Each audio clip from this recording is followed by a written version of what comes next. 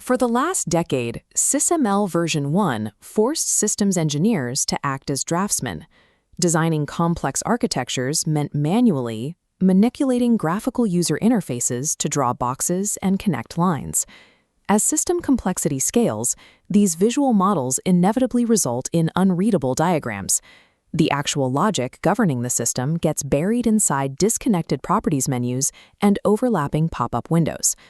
SysML v2 changes this approach by moving away from GUI dependency. It replaces the drawing board with a declarative, text-based modeling language. The bedrock of this standard is kernel, or the kernel modeling language. Kernel is a language designed to provide a unified textual syntax for both the physical structure and the dynamic behavior of a system. While dragging and dropping visual elements can lead to disconnected data points, typing rigorous programmatic statements enforces specific logical relationships that a computer can parse and compile.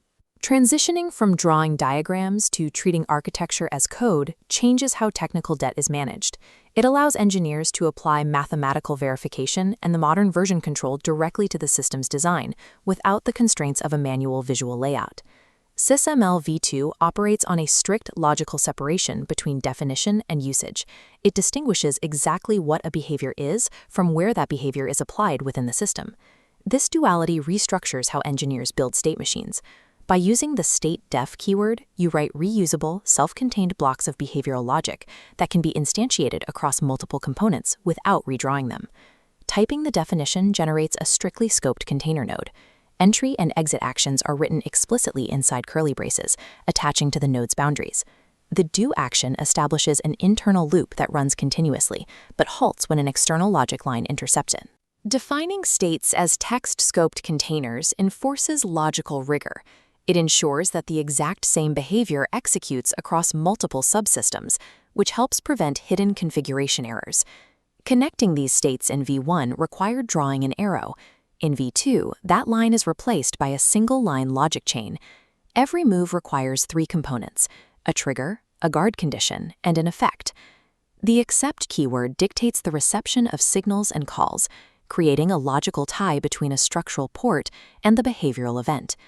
Time-based events are handled with explicit temporal commands. The after keyword defines a relative time delay from when a state began, while at schedules an action for an absolute point in time.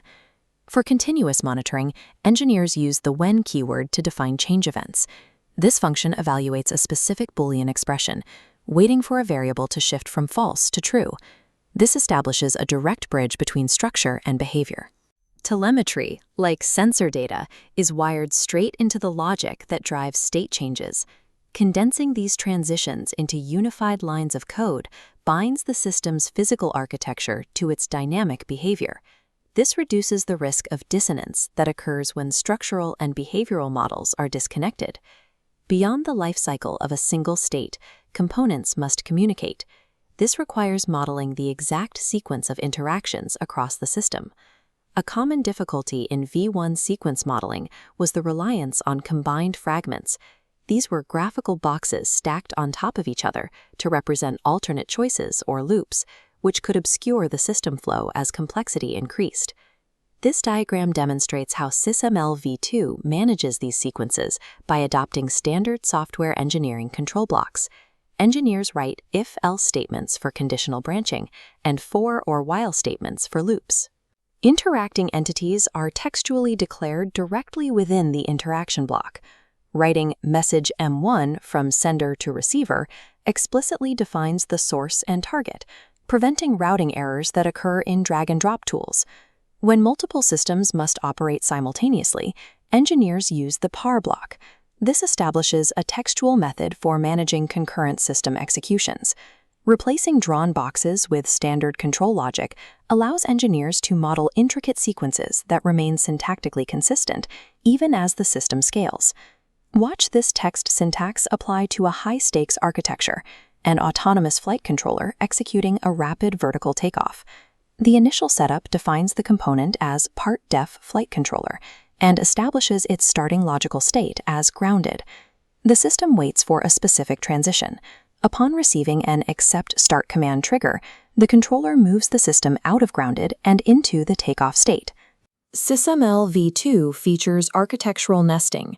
An interaction check systems routine is nested directly inside the takeoff state's do action. During ascent, continuous monitoring logic reads, except when altitude greater than target altitude, then cruising.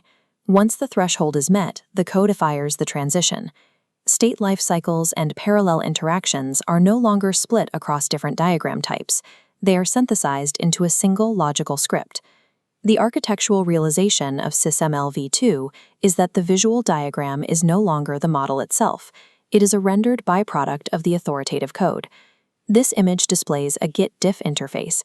Git is a version control system that tracks text changes over time, and a diff highlights exactly what lines were added or removed between versions.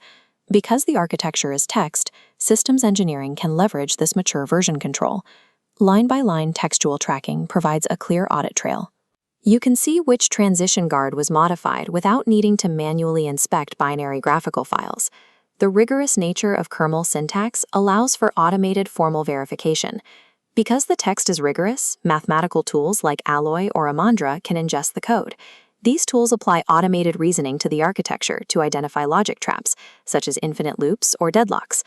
This logic verification occurs during the design phase. It identifies architectural flaws before physical prototyping begins, which helps reduce downstream costs. This textual, API-ready model serves as a digital thread. It connects the initial system requirements to automated simulation and manufacturing processes. By moving from the canvas to the code editor, systems engineers can manage complex requirements with the same precision and scalability used in modern software development.